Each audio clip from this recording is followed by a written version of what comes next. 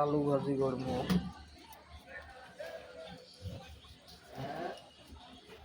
ভাত চড়ে দিছি, মোটামুটি 50 জন মানুষই। আর এটি হল মাটি ডাল সেকা বানাছি।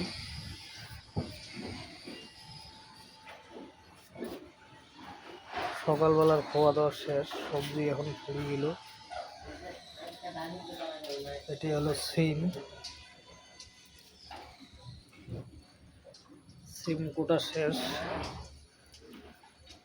তো মানসি বেশি না, আলু রাইস। এখানে দাদাকে আলু কুটতে দিছি।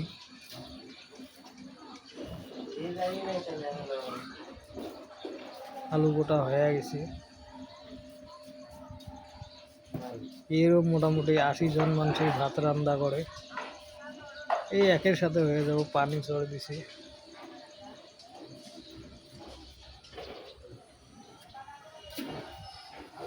আর এই জায়গায় থাকি, এখানে এটা রুম।